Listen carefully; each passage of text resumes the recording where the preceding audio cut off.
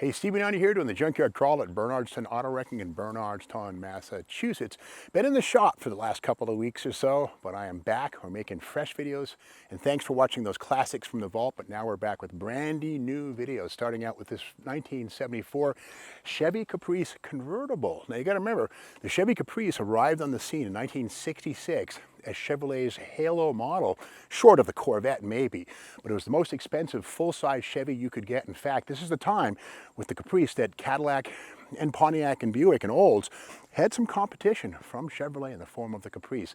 Now the Caprice was strictly a hardtop or a wagon in some cases, but no convertibles till you get into 1973 through 1975. This one here being in 1974 is the next to the last for the Caprice convertibles before the downsizing hit and the convertible was completely eliminated. Now something unique to the convertible is the fact that unlike a Caprice hardtop, which would have vents right here to help the astro ventilation do its thing, a very specific Dutchman panel with those louvers, the convertible doesn't have it because it's a far more open-topped car than any coupe would ever would be.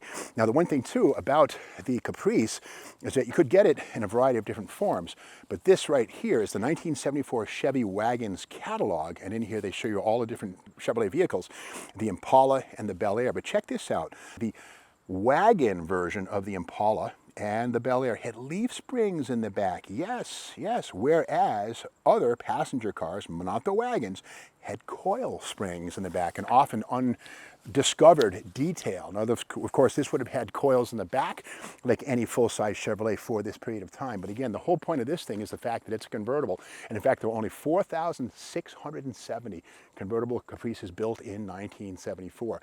And there were no Impalas, no Biscaynes. If you wanted a convertible Chevrolet full-size, you get yourself a Corvette or a Caprice. And again, only 4,670 of these things were made. This is Chevrolet's most expensive car, short of the Corvette, which you could have as a roadster in 74, $1,000 more. But again, let's poke around this one here. Now this one is missing the bumpers. We'll get more on that in a second. But the interesting details on this one are how the Caprice got a glass rear window. Cheaper GM convertibles would have had a plastic folding window, but if you look at this, this is the Chemcore Gorilla Glass, if you will, also seen on Buicks and other cars, but it's very thin. But again, it's glass, and the beauty of that is that the optics of that, as you're driving down the road, there's no distortion from the wavy plastic window. Kind of a nice detail. Now this one has been a New England car, I dare say, almost all of its life because of the impromptu bodywork. Look at the Bondo caked on this thing probably back in the 1970s or 80s when this thing started to show the road salt and the effects thereof. But we call this one a Bondo buggy. Look at this right here. Somebody riveted on a piece of steel to bring new life without really doing the job right. But yeah, interesting to see that probably a third or fourth owner is responsible for that handiwork. Now inside the Caprice, don't look for a manual transmission. By this point in time, they were all automatics. And here we have the column shifted automatic, probably a Turbo 400. This one, of course, being a convertible, has the unusual window riser right here, that thing right there, the electric top motor right down there, not seen on hardtops or any other car because again, their roofs didn't go up or down. This does have the optional tilt column, still working. Kind of cool. You move that little arm right there, the column goes up and down. Steering wheel on this one is definitely aftermarket, a classic Grant Industries bolt-on. This does have the air conditioning, and here we have it right here.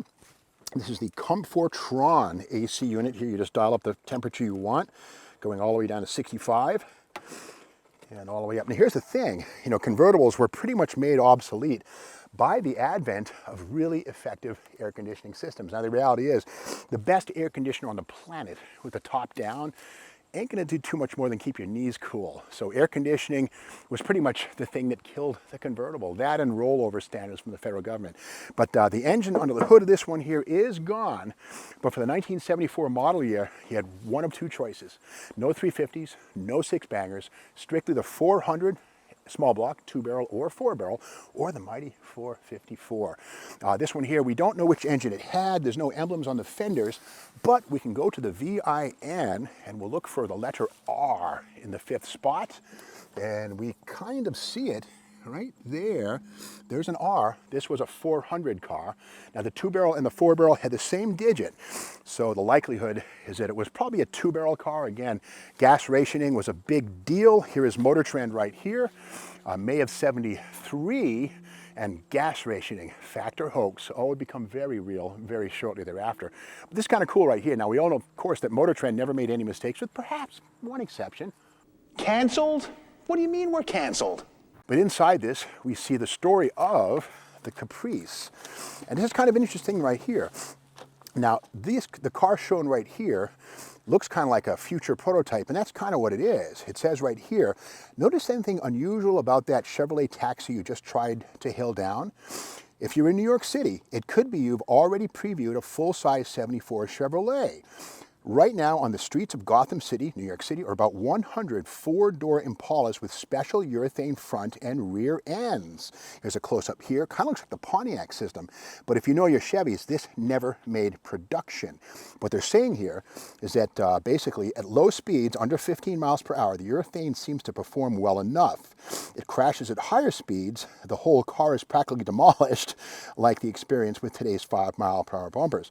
As long as the crash impact is below the design limit, everything is fine. But go above that and there's a real disaster. The insurance companies who beat the drum for our current crop of 5-mile-an-hour bumpers, along with the Fed, are now faced with sharply escalated repair costs. But again, look at these pictures here. You'll see a very strange. So 100 cars were built by General Motors Engineering and tested in New York City for taxi cab use. Now, this car is not one of them. In fact, the front bumper on this thing is missing. But what it would be is shown here in the 1974 new car preview book. And here's the production car that did make the dealership and your driveway in many cases. But that front bumper was new for 74, and you see it right here. It says new front bumper system, a new rigid box section, face bar, the shorter stroke for these push rods here, the shock absorbers, if you will, that first appeared in 73. But again, this whole system right here, the crazy part, this weighed about another 90 pounds per end of car. And as the magazine criticism said, you know, at 5 miles per hour, it's cool. At 25 miles per hour, that stuff got bent and destroyed and cost probably 3 times what a normal bumper costs. So this is what happens when legislators start designing cars. Just saying. Anyway, as we make our way through here, this was a 400 cubic inch car. Motor's long gone, but here are the remnants of the factory air conditioning unit right here. Of course, power steering would have been standard equipment, power brakes, disc brakes, standard equipment on these cars. And this one here, being a convertible, we can see these extra struts right here, which were stiffeners to help the cowl regain some rigidity. Of course, cowl shake and a convertible, those two things generally go hand in hand. And again, this was the most expensive Chevrolet of the bunch, with the exception of the Corvette, just about $4,700 when it was a new car. And again, power top, standard equipment on these things, the folding top with the electric motor, up and down, power windows on this one here, which was an option. It was not standard on the Caprice, but again, this is what you might call a fully loaded Caprice. The only thing lacking here might be the 454, which is something I would take every day of the week. But for 1974, you got to remember the gas lines were a very recent memory. In fact, they were in full effect. In 1975, catalytic converters became mandatory on Chevrolet cars for the most part. Underneath the seat, you'd see a big bump in the floor for the monolith type pellet bed, if you will, a catalytic converter. So this is the final year, 1974, for no catalytic converters, free breathing dual exhaust on the 454, and even possibility of the 454. You could get that in 75 as well, but with only a single pipe. I think 210 horsepower. So the power party was over with. But that's the story of how 1974 was the next to last year for a full-size Chevrolet convertible. Get them while they're hot. If you like this video, be sure to subscribe to the Steve Mag's YouTube channel. Subscribe to us, give us a thumbs up, and share this video with your friends. We'll be back tomorrow with a brand new Junkyard Crawler.